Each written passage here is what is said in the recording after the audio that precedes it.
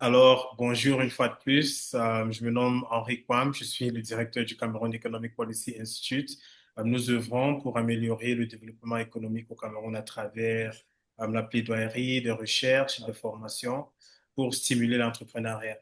Donc, aujourd'hui, je suis honoré d'avoir des experts avec nous pour discuter de la chaîne de valeur du manioc.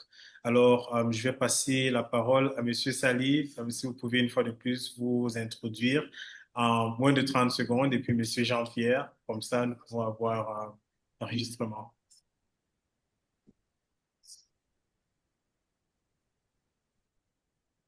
Ok, merci. Je suis Dr Salimourou. Je suis maître de recherche à l'Institut de recherche agricole pour le développement. Par ailleurs, promoteur agricole basé dans la ville de Garoua au Nord Cameroun. Mes domaines d'intervention et de compétences en initiative privée, c'est la culture du maïs pour la production de la pour vendre, mais aussi l'agriculture de production de la résultat, mais également la distribution au sol. Évidemment, en tant qu'agronome, je suis plus qu'interpellé dans les questions relatives à l'agriculture et donc surtout à celles qui ont trait à la production végétale comme le manioc, comme c'est le cas aujourd'hui. Voilà. Je crois que ça y est, je me suis présenté. S'il y a d'autres informations, on pourra échanger plus tard.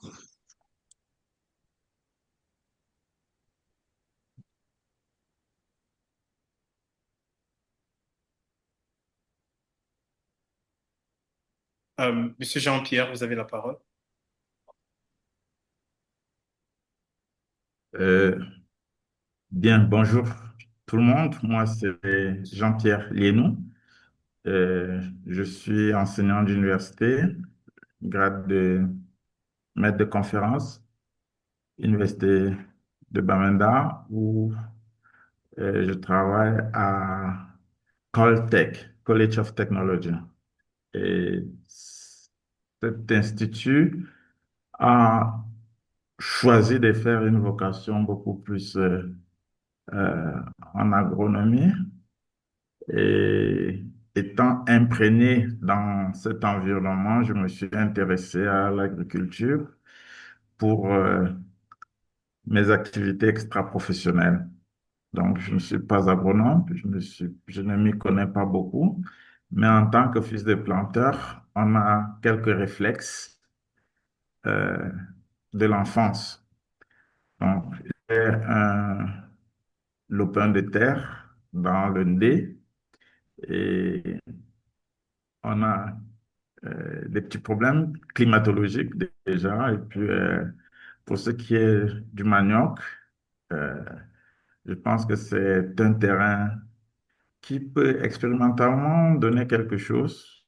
Mais bon, il faut aussi un apport peut-être des technicités pour pouvoir aider à mieux rentabiliser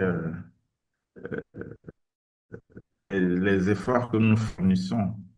Bon, pour les autres choses, je crois que dans l'environnement où nous sommes, beaucoup se fait mal, que ce soit pour avoir le watafoufou, le gari, etc.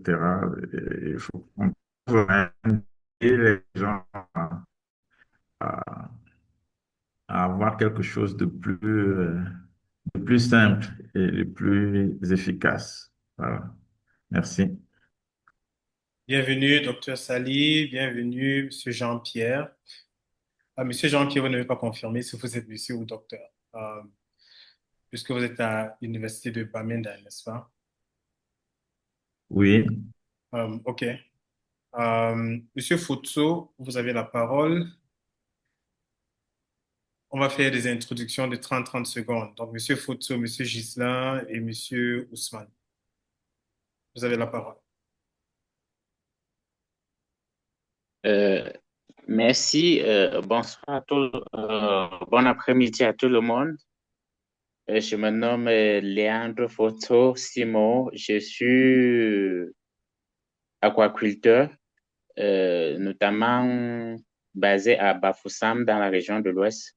Je fais de l'aquaculture sol et hors sol. Pour ce qui est de la variété manioc, j'ai fait une expérience. Oui, j'ai Bon, Monsieur exploité un Fotso, champ vous aurez de pleinement le 2 temps de hectares au revenir. niveau. Pardon de vous couper. Vous aurez pleinement le temps de revenir sur la filière manioc. Pour l'instant, on veut juste votre nom et un peu de votre expérience. Mais toute la session de travail, vous aurez suffisamment largement de temps pour discuter de la filière. Comme ça, les introductions ne prennent pas très, très long. Ah, d'accord. Ah, d'accord. OK. Alors, OK, je disais, bon, je pense que là, il faut continuer. oui, vas-y. Oui, je disais que j'ai exploité 2 hectares de manioc, mais la transformation, j'ai rencontré beaucoup de difficultés, donc je pense que au cours de cet échange, je vais apprendre certainement des autres. Aussi, je vais partager mes difficultés que j'ai eues. OK. Merci beaucoup. Bienvenue, Monsieur Fotso. Monsieur Ghislain, vous avez la parole.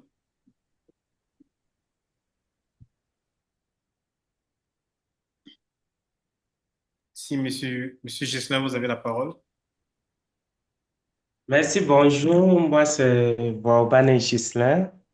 Euh, je réside à Garoua. Je suis entrepreneur dans le secteur agricole. Je suis spécialisé dans le maïs et dans le secteur du business, je fais dans les prêt-à-porter et dans le secteur industriel, je fais dans l'électrotechnique et la mécanique. Voilà en quelque sorte ce dans quoi nous faisons. Nous avons donc trois structures différentes qui s'occupent de chaque secteur et on travaille également avec les spécialistes dans chaque domaine.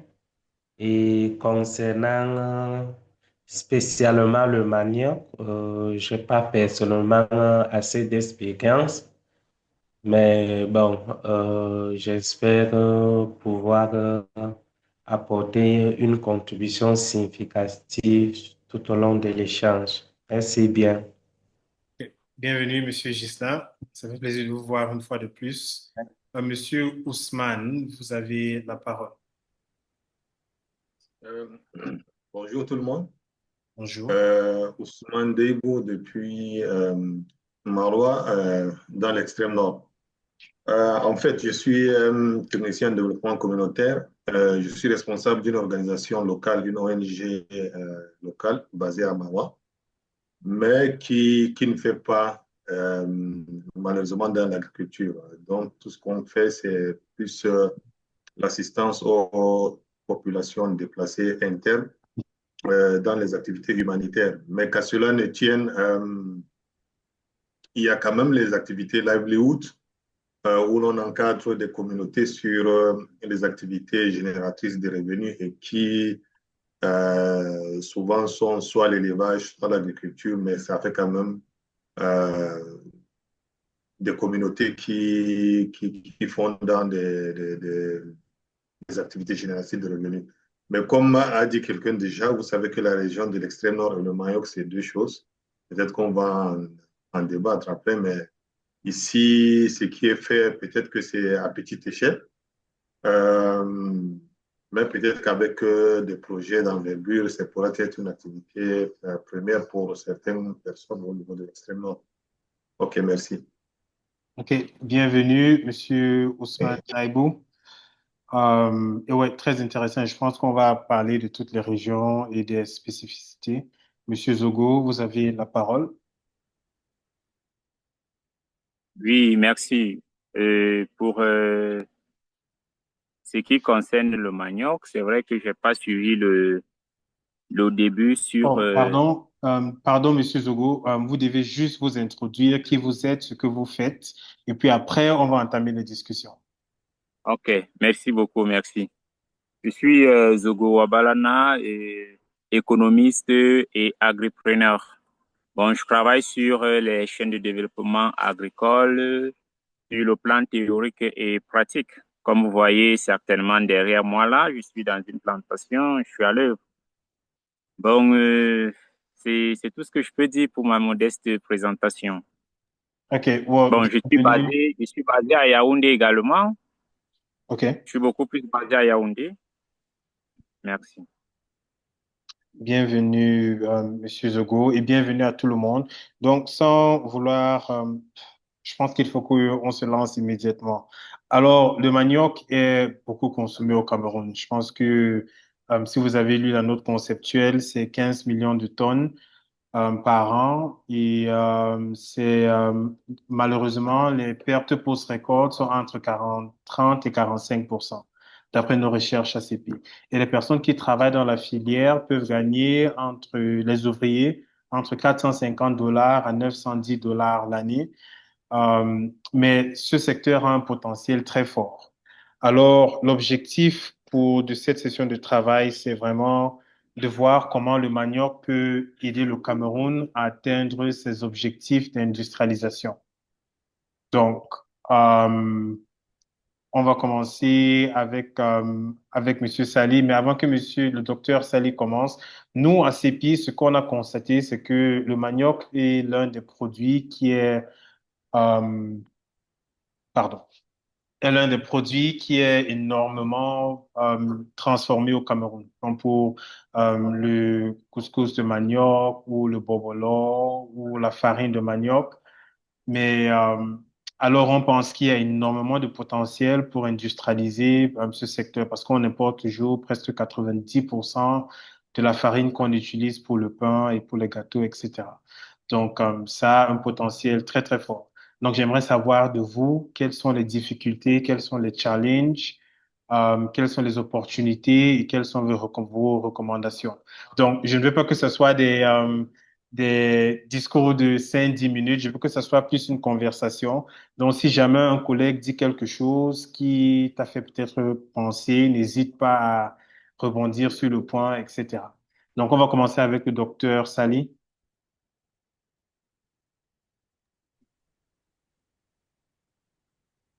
Oui, merci de la parole donnée. Euh, D'emblée, je dirais que le manioc, comme vous l'avez dit dans le concept notaire, c'est une spéculation à fort potentiel au niveau agronomique. Et on a des pays qui se sont développés à base de cette spéculation. On peut citer le cas du Brésil, on peut citer d'autres pays qui ont mis un accent particulier sur son développement. Et côté climat, je pense que nous regorgeons un bon potentiel parce que toute la zone méridionale du Cameroun est une zone potentiellement apte à la culture du manioc. Et je dirais même plus parce que on peut y aller jusqu'à l'est, jusque dans la région de l'Adamawa, pour être beaucoup plus précis en termes de pluviométrie, en termes de type de sol. Le manioc est une plante peu exigeante et qui peut être cultivée dans cette zone-là. Maintenant, ça c'est en ce qui est de potentiel, hein, ce que nous avons. L'Institut de recherche agricole pour le développement, que je connais assez bien, a beaucoup travaillé sur le développement des variétés et nous avons beaucoup de variétés qui ont été mises sur pied, qui existent au niveau de nos instituts. Mais le véritable problème qui se pose en termes de production, c'est un problème beaucoup plus de notre niveau d'industrialisation, notre niveau de production énergétique, notre niveau d'évacuation de nos produits. Comme vous le savez, euh, l'Afrique, pendant longtemps, est considérée comme un continent d'extraction. Donc, on prend juste la matière première et on y va avec, on le transforme ailleurs et ça nous revient sous produit importé. Et cela, Madoff n'est pas à l'abri de malheureusement, de cette réalité-là. Donc, nous produisons, certes pas en grande échelle, mais nous n'avons pas déjà ce que nous avons, le potentiel, en tout cas les moyens pour pouvoir transformer ce que nous produisons. Donc, nous sommes obligés de consommer notre manioc à l'étape de bâton de manioc que nous connaissons, à l'étape de gourka, de la farine de manioc qu'on fait dans la Damawa, beaucoup plus. Et ça, c'est de manière artisanale qui ne puisse pas, ça ne peut pas booster l'économie d'un pays en voie de développement comme le Cameroun. Donc, il y a des goulots d'étranglement qui sont énormément, qui sont identifiés d'ailleurs, hein. Il faut évacuer, Monsieur il faut Sali, désenclaver les bassins. docteur Pardon? Sali, désolé de vous couper. J'aimerais Oui. savoir, parce qu'il y a pas mal d'incitations dans les lois de finances. Donc, les lois de finances de 2020, 2024, 2025 ont des incitations qui réduisent les droits de douane sur non seulement les entrants agricoles, mais également les machines industrielles. Mais nous, à ces pays, nous sommes de l'avis que cela ne touche pas vraiment les agriculteurs parce que 90% des agriculteurs ont un champ de moins de 2 hectares. Donc, ces réformes, ce n'est pas eux qui vont vraiment importer des engrais du Nigeria ou de l'Ukraine ou de l'Afrique du Sud. Alors, j'aimerais savoir si vous avez quelques suggestions. Comment est-ce qu'on peut adapter ces politiques aux réalités des agriculteurs ou du bas peuple? Est-ce qu'il faut qu'on contrôle le prix sur le marché qui est avec laquelle est vendu les engrais ou les machines industrielles? Parce que si moi, un importateur, je viens importer des machines, je bénéficie d'une réduction du droit de douane de 0 et je viens revendre ça plus cher, c'est que je ne suis pas en train de transmettre l'impact positif de cette politique. Et c'est souvent ce qui se passe dans le marché. Alors, est-ce que vous avez quelques suggestions vite fait? Oui, je disais que l'État a beaucoup fait, hein. Il y a tout ce matériel agricole, toutes ces importations en termes de matériel agricole au niveau de la loi sont exemptées des taxes. Et ça, c'est déjà bien. Mais le fond du problème, c'est notre système de production. L'agriculture africaine, de manière générale, est basée sur une agriculture familiale. On ne peut pas booster la production d'une spéculation basée sur une agriculture familiale qui a une taille d'un hectare ou de 2 hectares. Donc, il faudrait une réforme de notre système de production pour pouvoir accroître les superficies, moderniser et bénéficier de ces importations de matériel et mettre en place des structures tout à fait modernes qui n'ont pour seule production, un peu comme la Sodecao, pour le cas de manioc, par exemple. On a un bon exemple qui est au niveau de la région du Nord sur la Sodecoton. Il faudrait qu'il y ait des agro-industries qui s'installent euh, peut-être porté à 80% ou à une majorité par l'État, mais aussi, on doit injecter des partenaires privés pour Oui, pouvoir absolument. mettre en place effectivement des structures de production.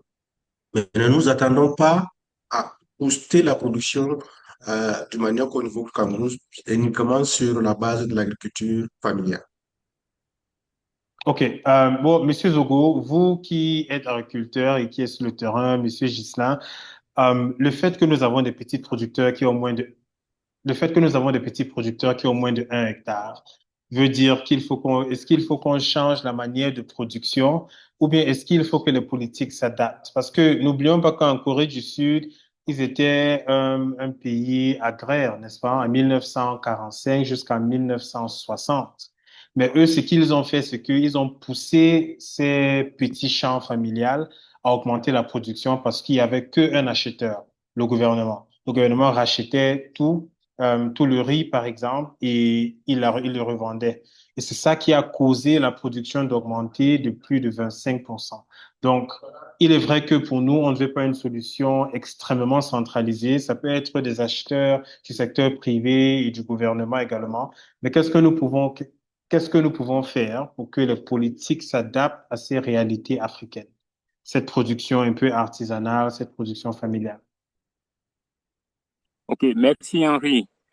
Le problème du manioc et de l'agriculture en général, c'est la difficulté de l'État à s'adapter au modèle économique familial.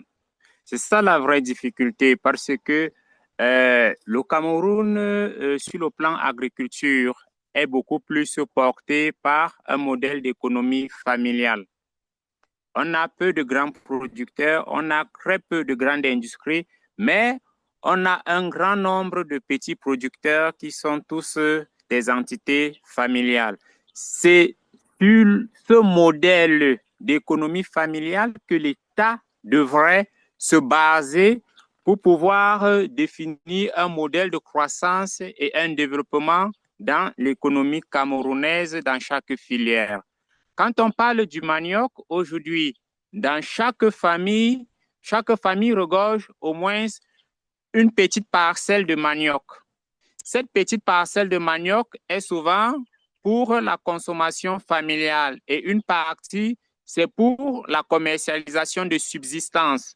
Maintenant, si on a des familles qui commercialisent leur manioc pour survivre, alors qu'est-ce que l'État peut faire pour qu'il commercialise pour survivre et pour épargner? Ça, c'est le problème qu'il faut se poser. Qu'est-ce que l'État doit faire pour qu'il commercialise pour survivre et pour épargner? Quand ils arrivent déjà avec qu'ils peuvent se développer avec partie de l'épargne. Mais la plupart du temps ici, ils n'arrivent pas à épargner.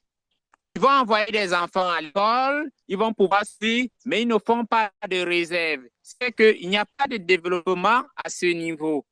Qu'est-ce qu'on peut faire s'il faut proposer?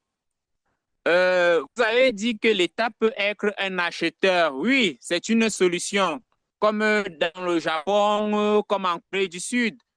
Le Japon s'est développé avec un modèle d'économie familiale, avec des très petites entreprises. Au Cameroun, on peut comment vouloir transformer les familles en petites entreprises.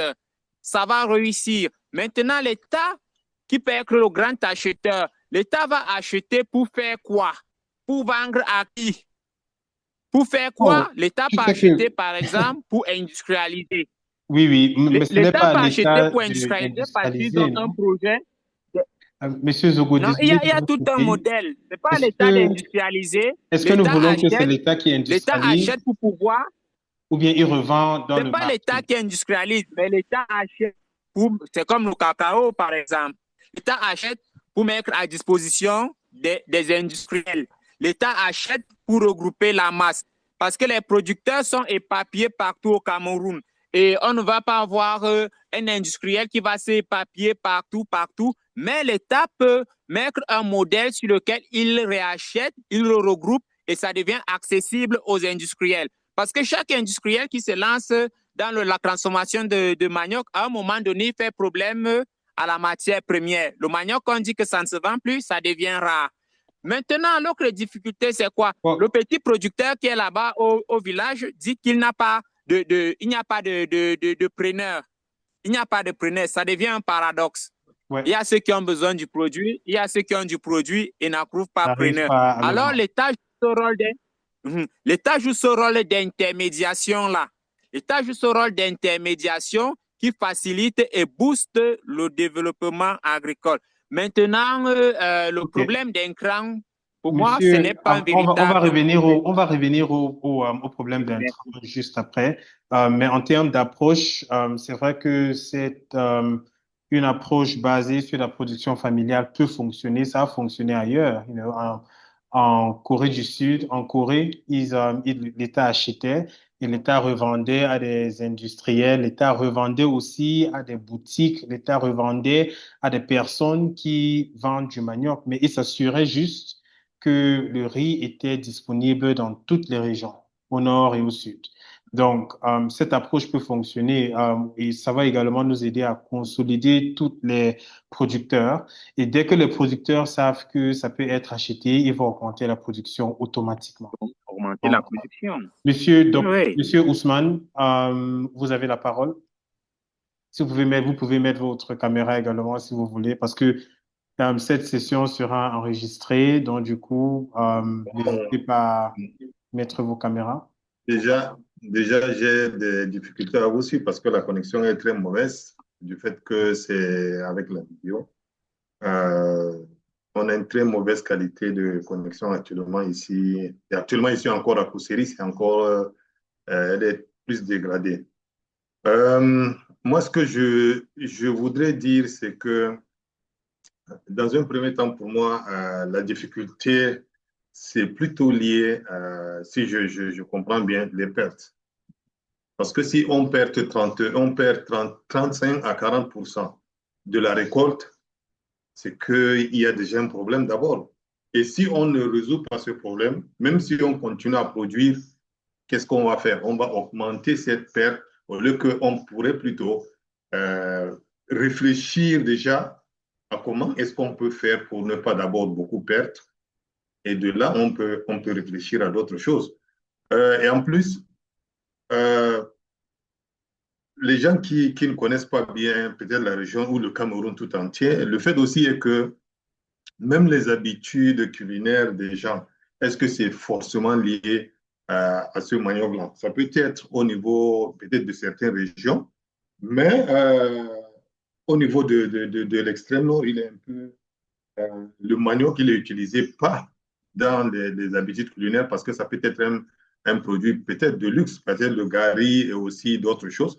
Mais pour moi, c'est aussi comment est-ce qu'on peut faire pour vulgariser les dérivés du manioc de manière à ce que si c'est au marché, les gens peuvent aussi facilement acheter. Parce que si on le produit et aujourd'hui on n'arrive pas à le vendre, sûrement que la conservation, c'est un problème. Les produits dérivés du manioc aussi, c'est un problème. Et comme vous avez déjà dit, acheminer de quelque part pour que ça arrive, c'est aussi un problème. Pour moi, la difficulté première, c'est vraiment lié à la transformation de ce qu'on a déjà. Si on récolte ce manioc-là et qu'on n'arrive pas à le revendre tout de suite, qu'est-ce qu'on doit faire pour que ce manioc-là dure un peu longtemps, les produits dérivés du manioc durent un peu longtemps pour qu'on ne perde pratiquement plus les 30 à 40%. Pour moi, la discussion, dans un premier temps, devrait se faire sur la conservation, sur les produits dérivés qu'on peut faire du manioc.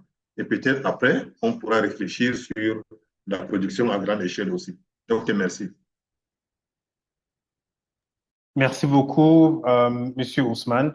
Il est vrai que les pertes sont à 35 à 40%, notamment à cause de notre climat, l'état de notre route, qui augmente aussi les coûts pour les petits producteurs de jusqu'à 20% d'après nos recherches à CEPI. Alors, les moyens donc, je pense que la solution que nous proposons à CEPI, c'est de décentraliser l'industrialisation des alentours de Douala à d'autres villes. Par exemple, si nous créons des incitations pour des investisseurs locaux pour la farine de manioc à l'extrême nord, des personnes vont ouvrir des usines à l'extrême nord. Donc, pour nous, c'est vraiment une question de améliorer et de cibler les différentes incitations pour que les investisseurs puissent investir concrètement.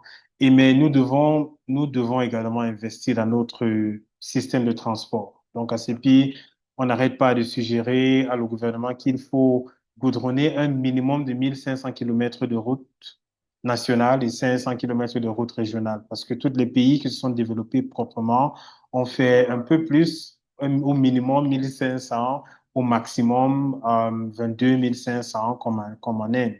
Donc, et troisièmement, la logistique n'est pas très accessible à les petits producteurs.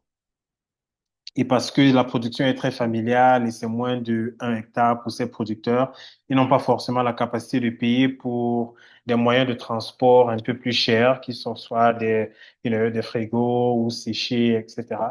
Donc, cela pose un véritable problème. Donc, nous pouvons voir comment rendre ces solutions vont venir du marché, n'est-ce pas? C'est le secteur privé qui va ramener des solutions logistiques à ces petits producteurs.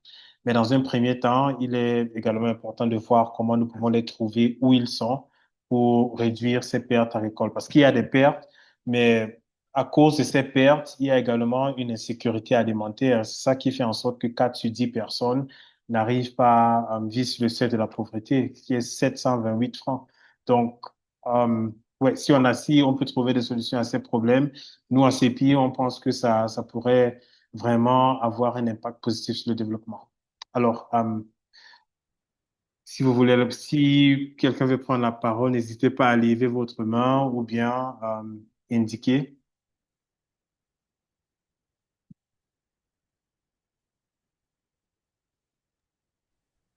Bon, je ne sais pas, j'arrive pas à lever la main là. Ouais, Euh, allez-y, Monsieur Jean-Pierre.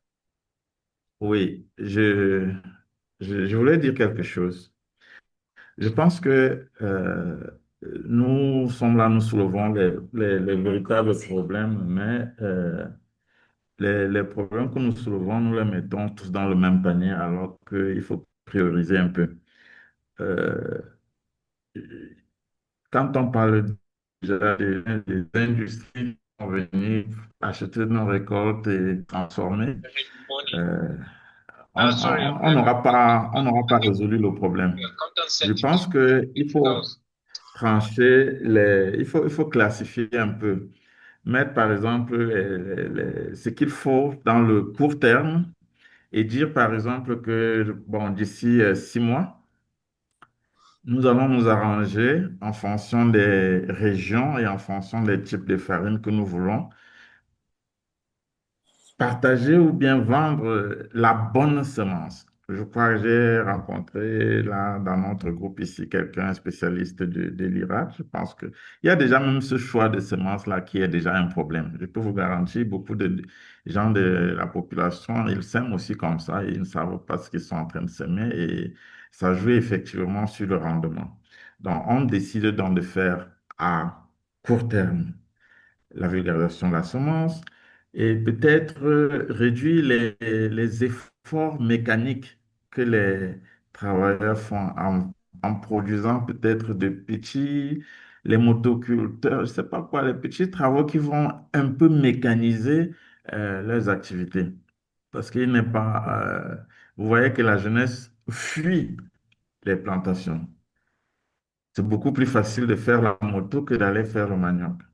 Donc, il Malheureusement, faudrait oui. donc rendre ce travail, il faudrait rendre donc ce travail-là un peu plus facile pour attirer les gens. Et la manière d'attirer, ce n'est que mécaniser, à mon avis. Donc, si on mécanise cela et puis on a la semence, bon, les autres aspects, pendant qu'on est en train de faire ce job, l'État peut maintenant penser aux routes pour faire sortir les choses. Et parallèlement, euh, lorsque les gens vont voir qu'il y a le manioc, ils vont venir investir dans l'industrie. Ce n'est pas à nous de construire l'industrie et attendre que le manioc vienne. Donc, si on voit que c'est en train de pourrir beaucoup, je pense qu'on peut maintenant penser aux facilités pour la construction des industries. Voilà ce que je voulais dire. Merci.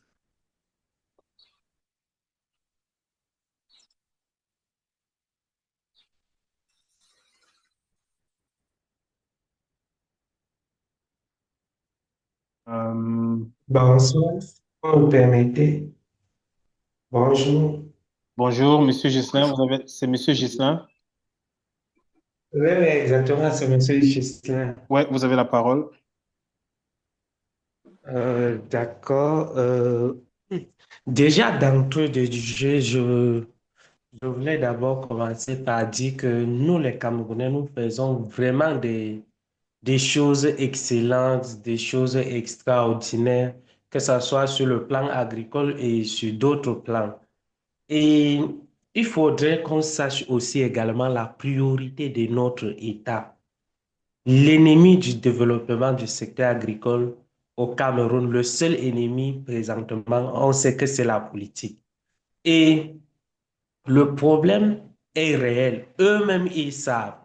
Pour eux, pour ceux qui ont un peu, qui connaissent un peu comment dominer, comment régner, pour eux, c'est l'arme politique, c'est un moyen d'atteindre leur fin personnelle. C'est pour dire quoi? La solution à ce problème ne viendra pas de l'État parce que cette solution n'arrange pas ceux qui sont aux affaires. Et le patriotisme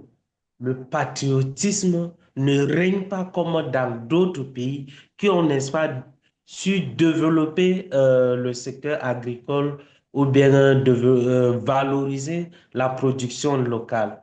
À notre niveau, moi, je me dis que il faudrait qu'on se penche sur la solution en tant que des entrepreneurs, en tant que des visionnaires, vu que il y a le problème et il y a une plainte. Et pour un entrepreneur, quand il y a un problème, il faut trouver une solution. Cette solution-là, c'est une opportunité donc, de se faire de l'argent. Par exemple, on peut bien scinder le problème en trois parties. Frère, OK. comment d'abord trouver une bonne semence qui produit bien.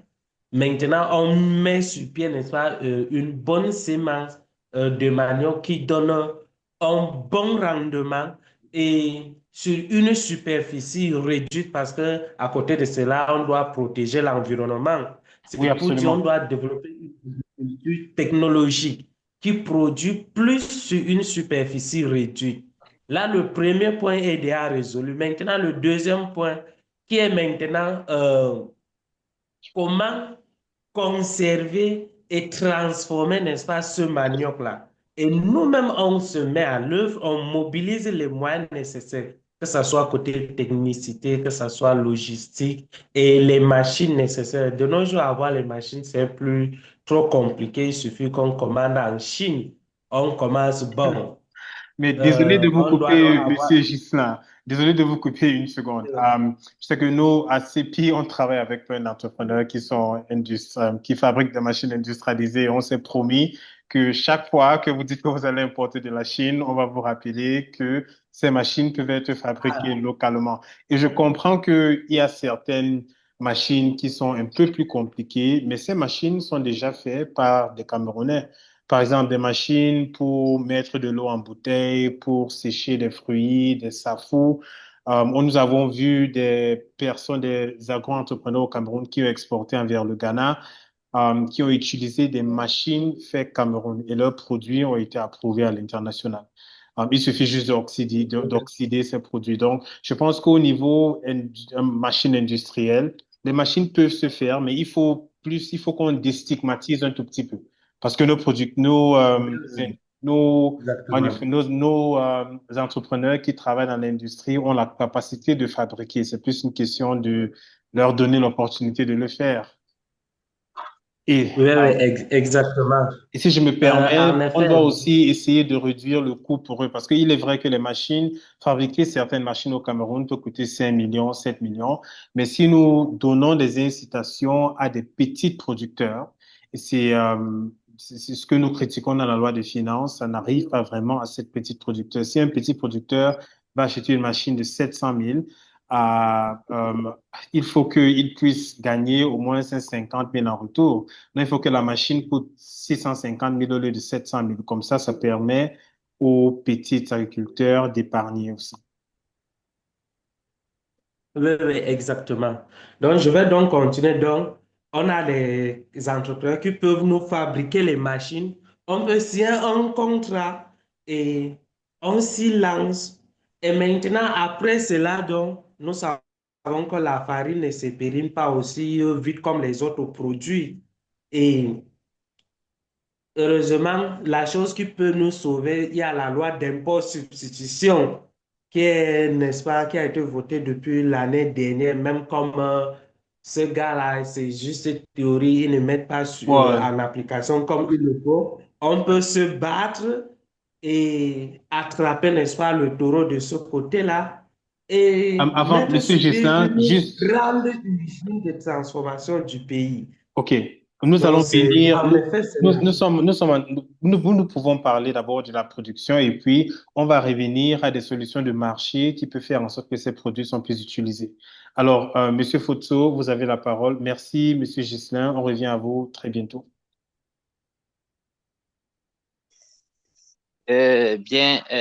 Merci. Alors, je ne sais pas si mon micro est allumé, hein. Oui, oui, on vous entend Vous très bien. m'écoutez? Oui, oui, on vous entend très, Ah, très bien. d'accord, d'accord. Je voudrais, oui, du côté production, moi j'ai fait près de 2 hectares de manioc, mais à la fin de la production, je me suis retrouvé avec la production et la commercialisation n'était pas facile, vous voyez. Mon champ était situé environ à 45 km, 30 km du centre de Baganté.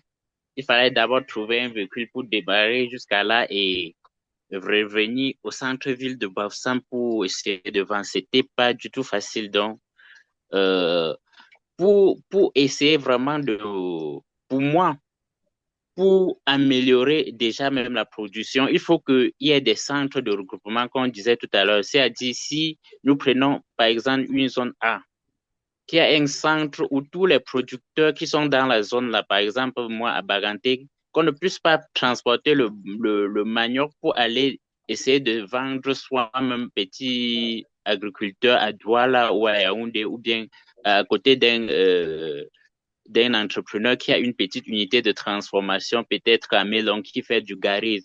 Donc, c'est aussi ça qui alourdit et qui fatigue les petits producteurs et les petits entrepreneurs qui finissent par abandonner.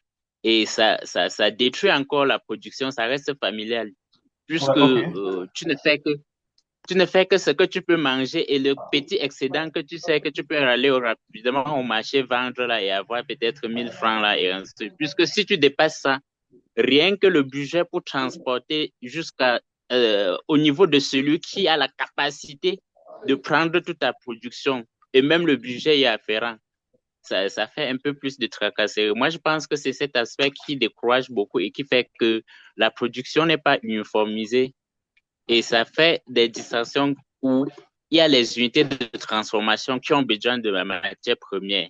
Eux-mêmes, ils n'ont pas trop de moyens opérationnels et logistiques pour aller loin dans les champs, trouver les planteurs ou les agriculteurs.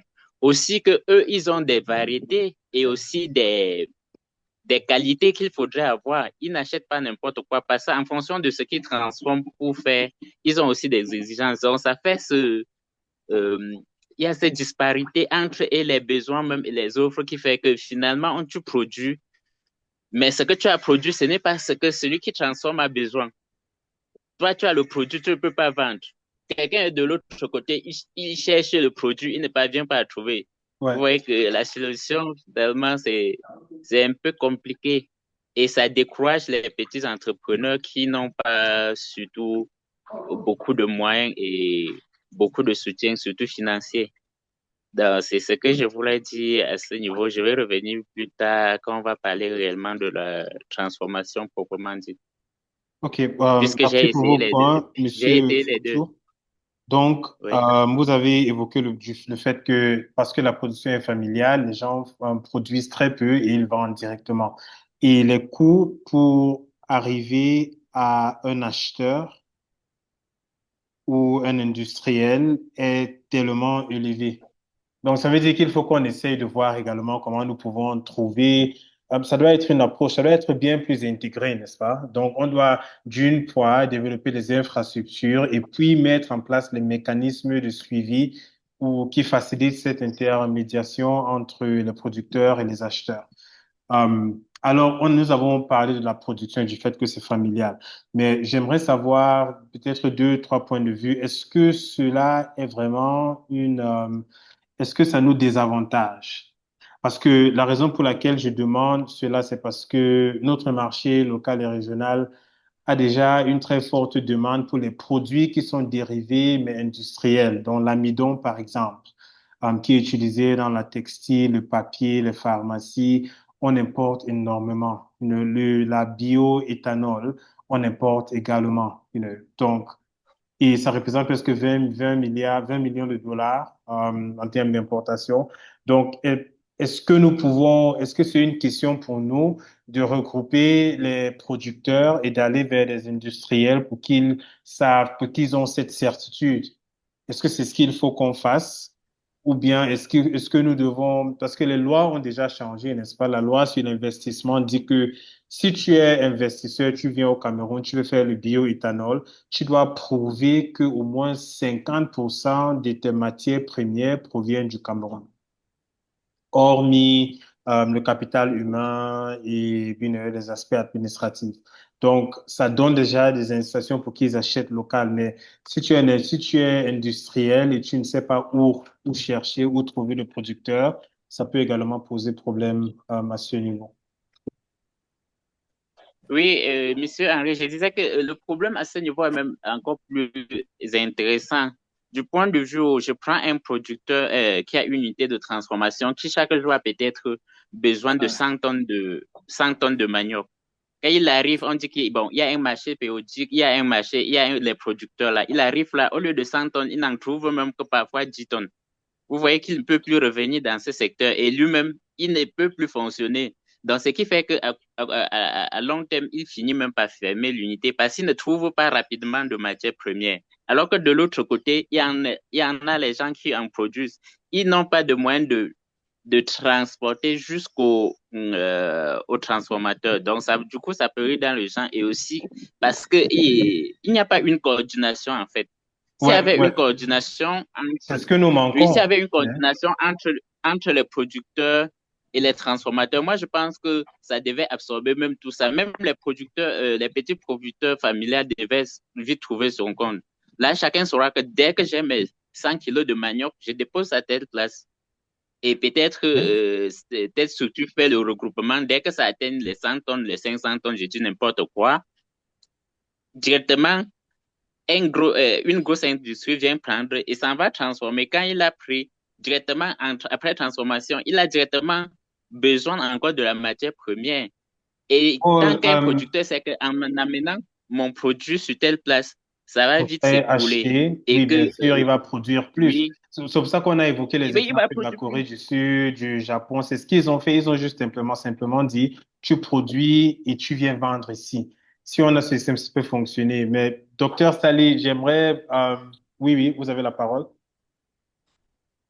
Et Oui, puis, je voudrais quand même dire une chose sur comment accroître cette production. Je pense qu'on a deux voies. Je dirais peut-être une troisième voie.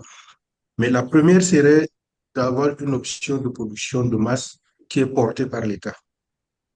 J'insiste encore là-dessus parce que, en fait, notre agriculture familiale nécessite un besoin, c'est que il faut collecter, il faut un système de collecte. ouais, Une ouais. maman qui fait son champ là-bas à Hawaï, sur 1 hectare, elle a quoi pour pouvoir transporter sa production et le mettre sur le marché de Fondi? Vous voyez, il y a tellement il y a un manque de coordination, en fait, de collecte. Donc, dans un premier temps, il faut soit opter pour une industrialisation par l'État, c'est-à-dire l'État qui porte sur une grande superficie la production, ou alors mettre en commun ces producteurs au niveau familial en réseau sous forme d'une coopérative et qu'il y ait une structure bien identifiée qui fait donc la collecte de ce produit-là. C'est ce qu'on a par exemple sur le cas de la sauce de coton. La sauce de coton n'a pas sa parcelle de coton, mais elle a un système huilé de collecte de la production des paysans vers les centres de transformation.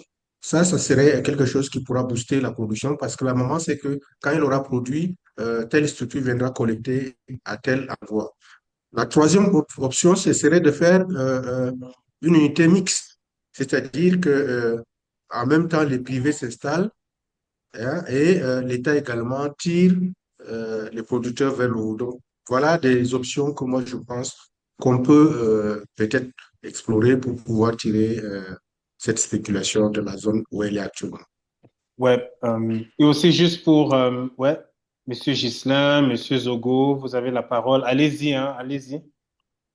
Oui, oui, oui, d'accord, Oui, d'accord. merci. Merci. Merci. Faisons Bon, Monsieur Zogo et puis on va revenir à vous, Monsieur Ghislain. oui, moi je dirais que le modèle économique est un modèle qui s'adapte en fonction de l'environnement, en fonction du caractère anthropologique des citoyens d'une communauté.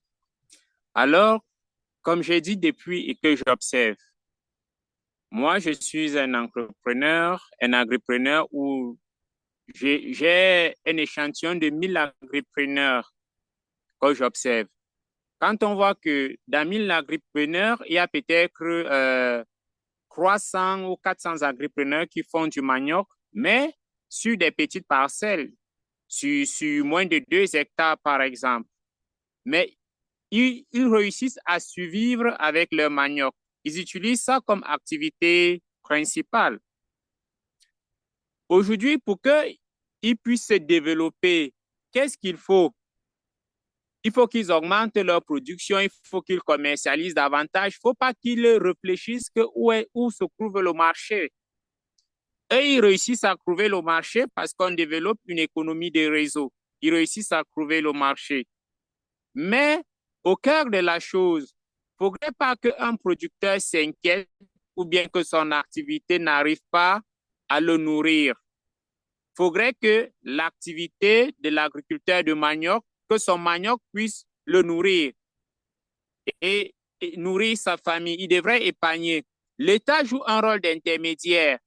L'avantage pour l'État que le modèle économique agricole camerounais soit familial, premier avantage, ça va recruter au moins presque tous les membres de la famille, ce qui vient réduire le chômage. Parce que quand vous avez de l'espace pour cultiver, vous sortez du chômage.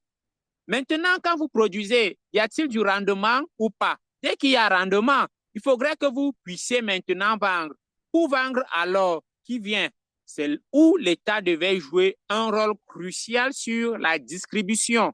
Parce que l'État, en mettant sur pied le mapping du marché, lorsque l'État a mis sur pied le mapping du marché ou bien la carte des marchés, il sait que le producteur de Balamba va vendre son manioc dans les périphériques du centre ou de Yaoundé.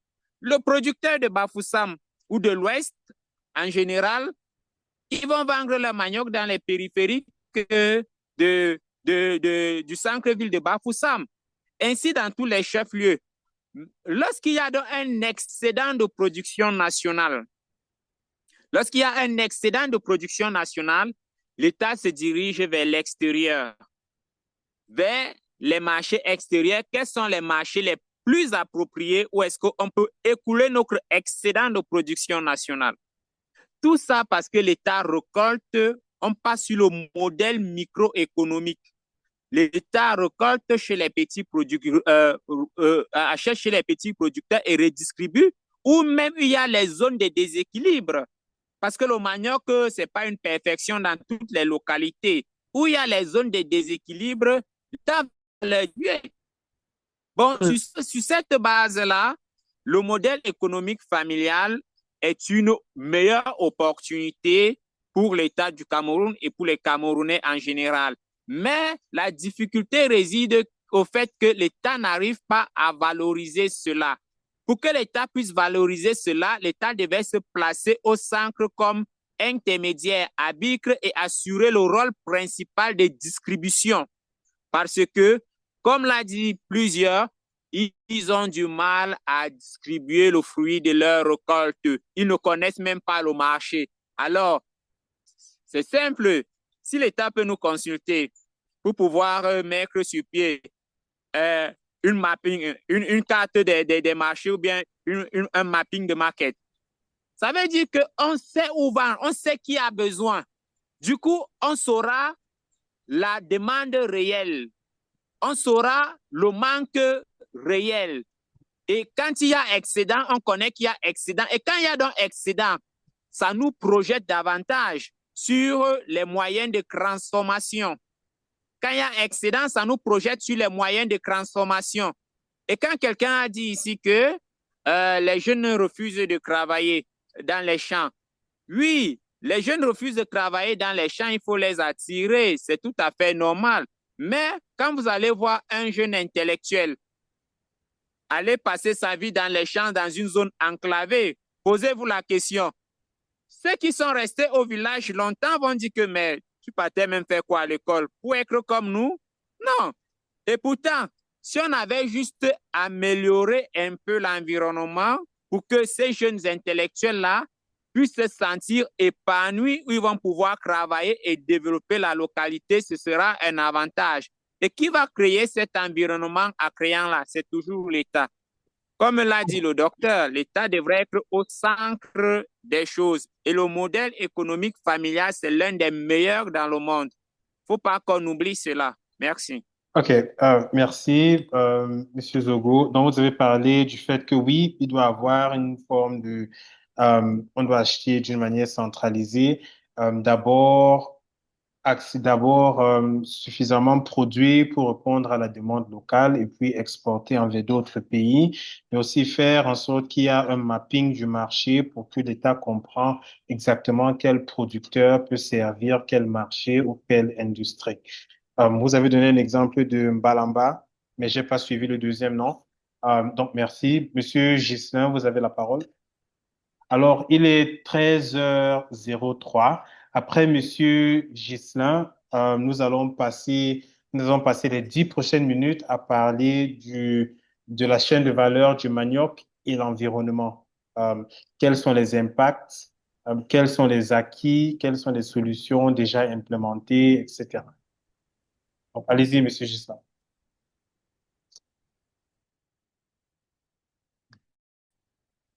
Ok, merci. Mes prédécesseurs ont déjà un peu brossé ce que je voulais dire. Mais la chose que je vais ajouter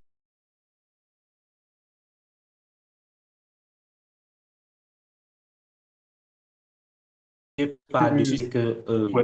les choses à faire ne sont pas à être faites par l'État.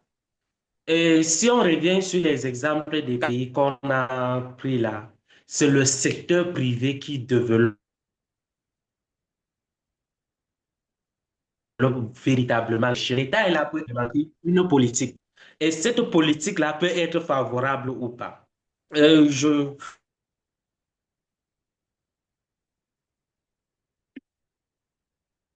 Euh, je pense que M. Ghislain a quelques problèmes de connexion. Alors, M. Ghislain, vous nous entendez? Si ça aide, peut-être éteignez votre caméra. Mais je pense que M. Ghislain parle du secteur privé.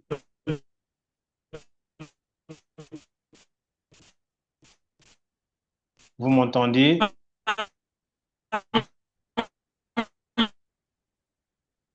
Alors, je pense que M. Bon, Ghislain parlait du je peux résumer un secteur peu ce que privé. Justin voulait dire là, parce que je Oui, pense oui, qu'on va allez-y, dans le même monsieur. sens. Allez-y, monsieur Sauf Jean-Pierre. que, oui, je pense qu'il voulait dire que l'État ne doit pas, on ne doit pas tout attendre de l'État. Mais moi, il y a quand même un aspect où l'État doit absolument intervenir, c'est comment évacuer les produits.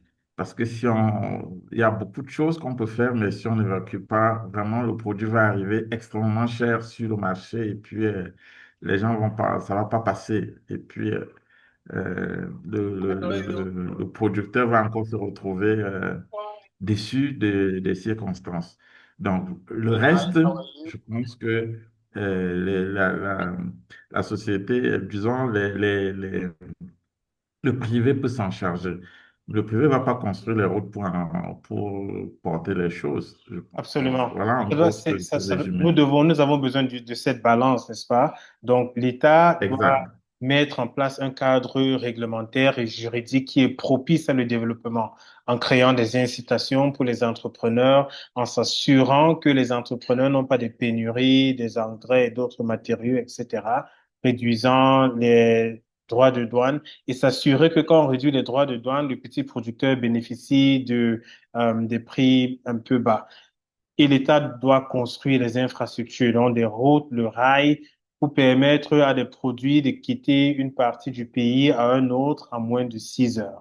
Tout cela va vraiment bénéficier le secteur. Mais le secteur privé en elle-même est également très, très innovant. Le secteur privé, n'oublions pas qu'au Cameroun, le manioc est l'un des seuls produits qu'on produit assez pour répondre à la demande locale. Pas la demande industrielle, mais la demande locale. Donc, le secteur privé a déjà montré qu'elle a la capacité de produire suffisamment. Maintenant, c'est une question de voir si ce secteur privé peut également trouver des solutions innovantes pour permettre des acheteurs d'acheter directement des agriculteurs. Il y a pas encore, il y a une plateforme qui s'appelle eBuy où les produits agricoles sont vendus, mais la majorité des petits producteurs qui sont dans l'informel, qui ont des churuncos, ne vont pas forcément accéder à des plateformes comme ça. Donc, ouais, il faut qu'on trouve une manière d'amener les acheteurs et les producteurs ensemble. Ça peut être centralisé, mais ça peut également être décentralisé. Monsieur Jameau, Monsieur Jameau, notre coordonnateur national, est-ce que vous avez des contributions à apporter?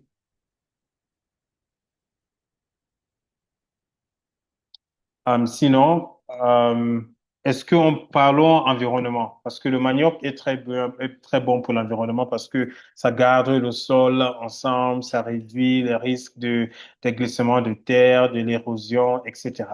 Donc, je ne sais pas si on peut avoir deux interventions sur l'aspect environnement. Est-ce que c'est très bien pour l'environnement? Est-ce que ça peut être cultivé dans des zones chaudes, etc.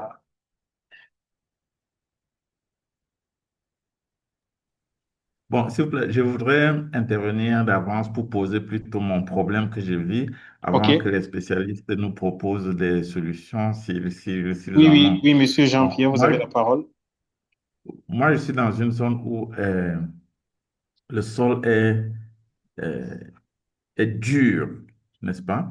Bien que cela puisse produire du manioc, mais quand je rate de récolter quand il a plu, déjà 2 semaines après, même avec un burin, j'arrive pas à casser le sol pour récolter le manioc. Extraire le manioc, OK. Alors, voilà, je ne sais pas qu'est-ce qu'on peut avoir à ce niveau-là comme solution.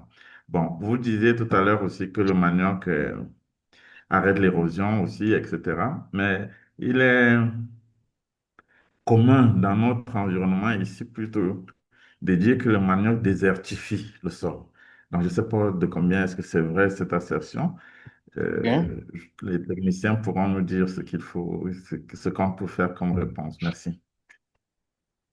OK, bon, merci pour ça, monsieur Jean-Pierre. Vous avez entièrement raison. C'est après les glissements de terre à Chang que certaines euh, agriculteurs ont proposé des cultures qui gardent le sol un peu ensemble, mais je ne sais pas si nos experts veulent intervenir pour nous éclaircir. Monsieur Zogo, vous avez la parole. Vous voulez dire quelque chose juste avant que monsieur Jean-Pierre n'intervienne? Oui, merci. Comme l'a si bien dit Monsieur Jean-Pierre, le manioc est une culture qui suce les ressources du sol. Elle tire très bien les ressources du sol. Ce qui fait que si vous venez cultiver après, le sol sera pauvre. C'est pour ça que, en majorité, dans les plantations agricoles où on cultive du manioc, la culture est souvent rotative. Elle est très rotative et on laisse souvent même le sol en jachère parce que le manioc vient appauvrir le sol. Ça tire les ressources. En ce qui concerne l'érosion, les racines du manioc dans le sol permettent de stabiliser le sol parce que le manioc a des racines qui sont un peu profondes de façon superficielle.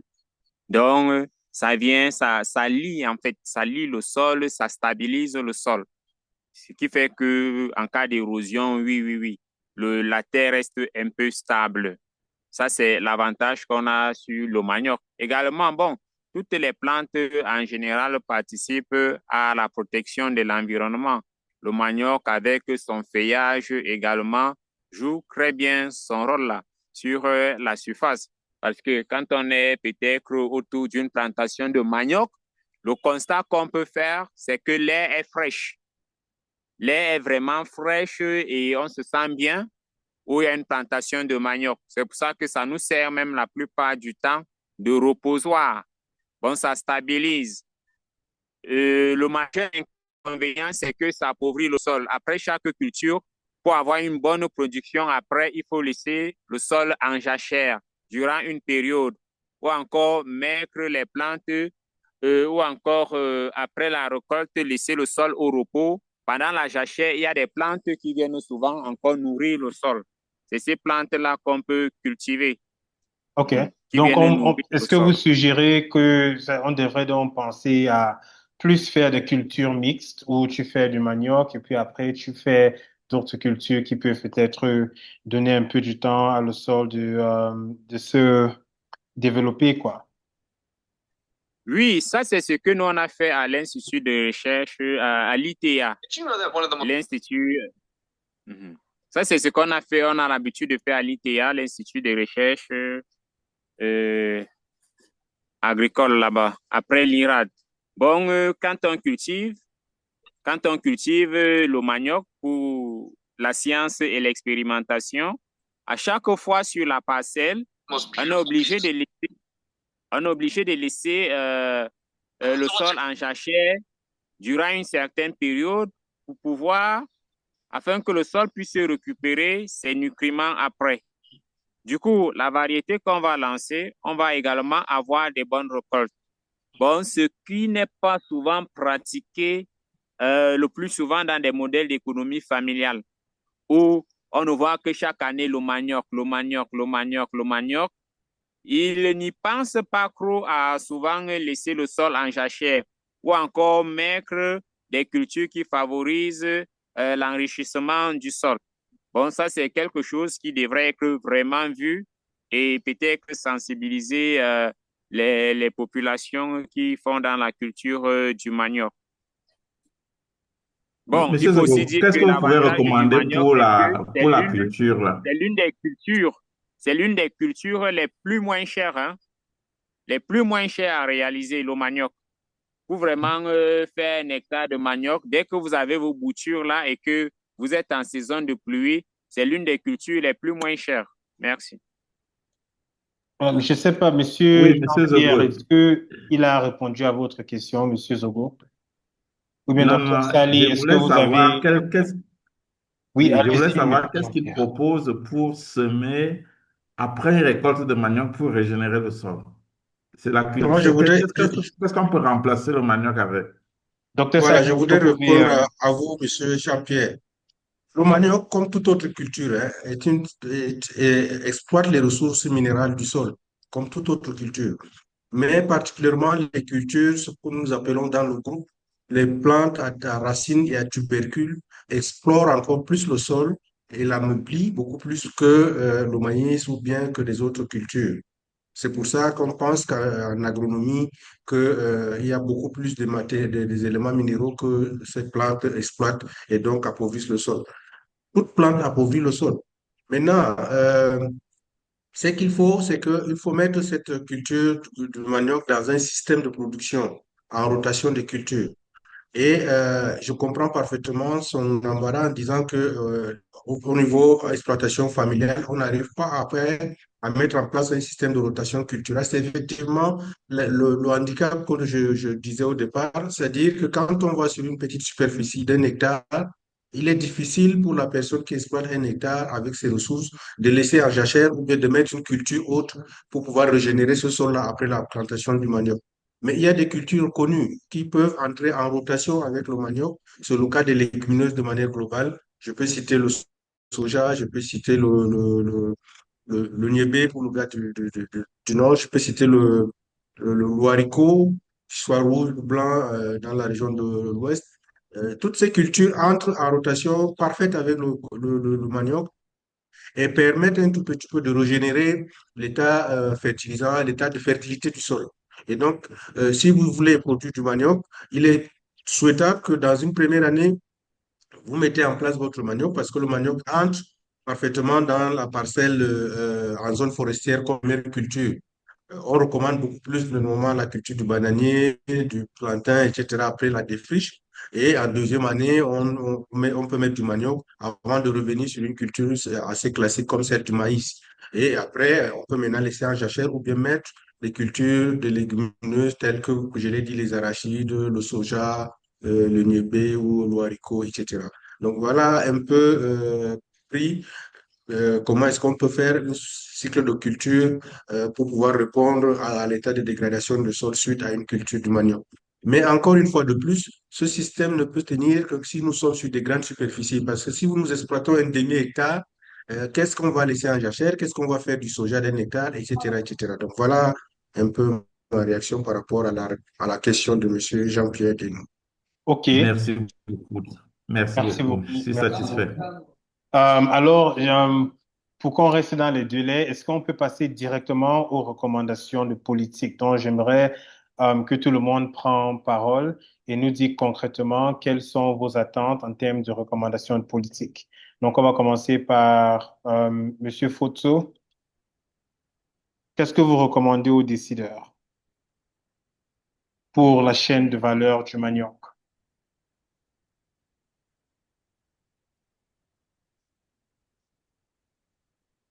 Ou Monsieur Gislain?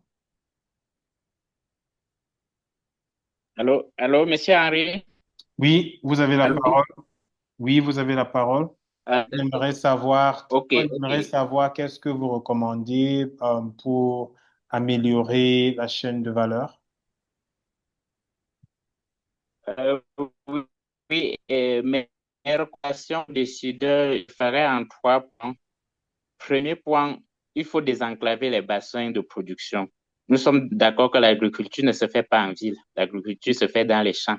Et quand on parle des champs, c'est au moins 30 à 40 kilomètres du centre un peu périurbain. Il faut les désenclaver. Ça, c'est le premier point. Deuxième point, il faut travailler de sorte à favoriser que les éléments, les acteurs qui sont autour d'une filière, j'en viens, se mettent en réseau, comme on dit. C'est-à-dire, quand on dit secteur de production, par exemple, ouest, on sait que il y a les producteurs de manioc, il y a les transformateurs, il y a peut-être même les commerçants qui peuvent acheter même le produit brut pour aller vendre ailleurs. Qu'on puisse avoir un point qu'on peut retrouver tous ces gens sur une seule place. Et le dernier point, en termes de recommandations, c'est l'accès foncier. Pour les jeunes entrepreneurs, si nous passons tout le temps à dire que la jeunesse est le fer de lance, c'est quel genre de fer de lance qui ne peut pas avoir accès aux terres? Quelqu'un comme moi qui a moins de 30 ans, comment je fais, qui a moins de 35 ans, je vais dire, comment je fais pour avoir 5 hectares? On ne fait pas l'agriculture sur un champ. Comment je fais pour avoir 5 hectares? Un, j'ai pas assez de moyens. Deux, quand tu as même les moyens, il y a la loi foncière qui fait que tu ne peux pas avoir accès à un titre foncier. Et en plus, c'est même pire, puisque je pense qu'aujourd'hui, on dit tu ne peux pas avoir un titre foncier sur un domaine de plus de 10 hectares, à moins que tu sois soit société ou communauté, ainsi de suite. Il faudra, si on demande qu'on pratique de l'agriculture, il faut donner l'espace où on peut pratiquer l'agriculture. Et Dieu seul sait qu'il y a des terres non exploitées partout. Mais comment quelqu'un fait pour avoir accès à ces terres et investir et être en sécurité? Donc, voilà, grosso modo, les 3 recommandations que je peux formuler à l'endroit des décideurs. OK. Euh, Docteur Sali, est-ce que vous avez des recommandations? Oui, j'en ai quelques-unes. Déjà, je commencerai par faciliter l'accès aux intrants producteurs, mais aussi, j'adhère à la réaction du prédécesseur sur l'accès à la terre, mais il y a aussi comme recommandation celle de l'organisation des producteurs, comme je disais au début. C'est-à-dire qu'on ne peut pas calquer nos productions quand chacun va de son côté et quand on n'a pas une structure qui tire la production vers le haut. Ce n'est pas possible. Donc, il faut un modèle de production qui est une structure qui fait la collecte et la transformation plus tard, ou alors qui est carrément une structure qui fait dans la production et la collecte en même temps. Il y a une organisation du système de production qu'il va falloir revoir. En troisième lieu, j'ai écouté des gens et des autres qui parlent de variétés.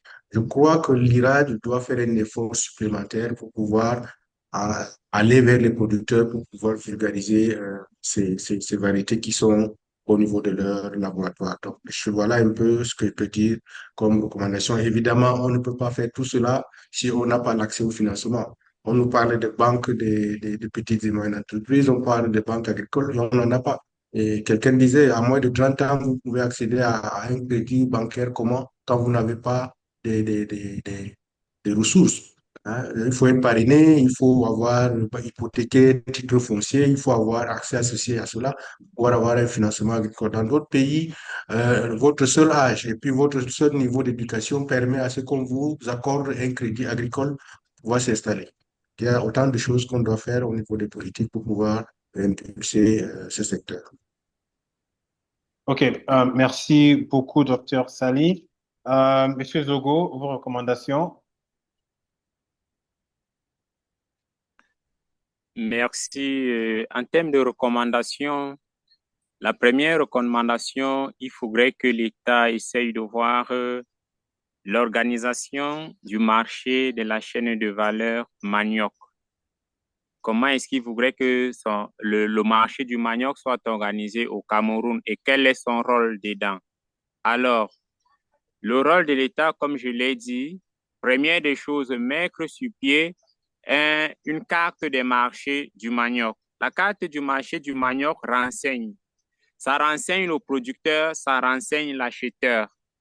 Si vous partez produire dans telle localité, vous allez vous appuyer sur la carte du marché et voir où je peux vendre mon marché. Ça peut être un outil innovant pour l'État qui va exploiter. Maintenant, lorsque vous êtes à l'étranger ou bien pour les investisseurs externes, cette carte-là va pouvoir leur renseigner.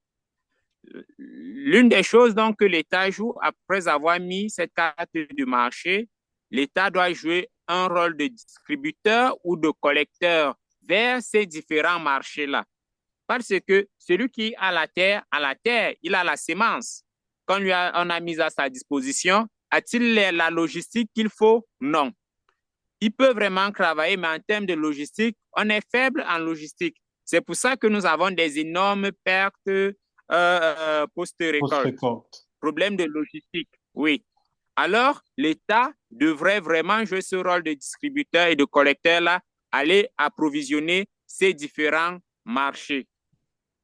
Okay. Le troisième point ici, c'est la variété compétitive en fonction de la localité.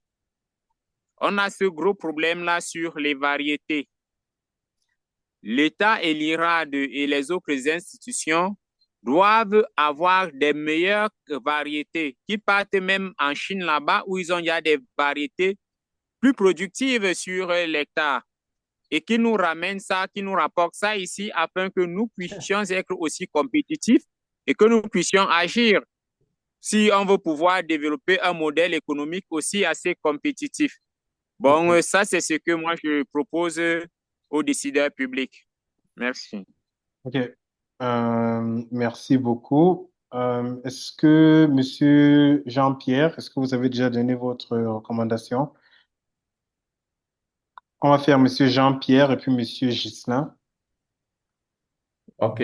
Je pense que pour les recommandations, j'ai commencé à donner là et je vois que beaucoup de personnes ont Ouais, déjà s'ils ont parlé dit, ouais, je s'ils ont voulais parlé de parler. ce que tu voulais Non, dire, ça va. je voulais compléter juste un seul aspect, l'aspect de la mécanisation. Parce que sans cette mécanisation-là, les travailleurs seront fatigués au champ et ils ne pourront pas avancer. Voilà. Merci. OK. Monsieur Ghislain, votre recommandation et puis on termine à l'heure. D'accord, d'accord. Bon, en ce qui me concerne, ma recommandation va aller plus à notre endroit. Nous sommes des entrepreneurs.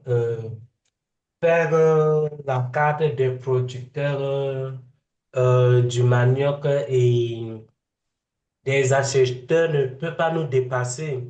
Moi, je nous recommande de nous mettre à l'œuvre, de faire, n'est-ce pas, ce travail-là, qu'on ait notre petite carte à notre niveau. Et au moment opportun viendra, on pourra, n'est-ce pas, en faire bon usage. OK. Parfait. Alors, nous allons terminer dans les délais. Merci. Je vous remercie une fois de plus d'avoir pris le temps de venir à cette session de travail pour 1h30 minutes. 1h30 minutes. Merci à vous.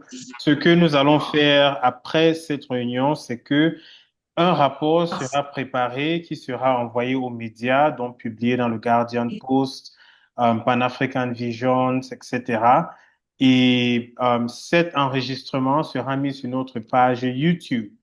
Nous allons envoyer ceci dans notre newsletter à les étudiants dans le secteur agricole comme dans des instituts privés et publics pour qu'ils puissent le regarder et aussi prendre connaissance de ce qui se passe vraiment dans le secteur. Et troisièmement, nous allons envoyer un rapport de 1200 mots, un policy brief qui sera envoyé dans le groupe. Comme ça, vous pouvez regarder et avoir donné ça sera un sommaire de vos différents points de vue et de vos différentes recommandations.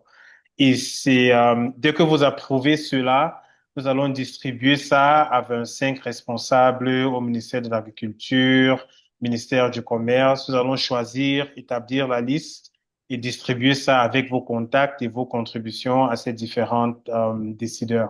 Comme ça, ils peuvent avoir ces différents points de vue.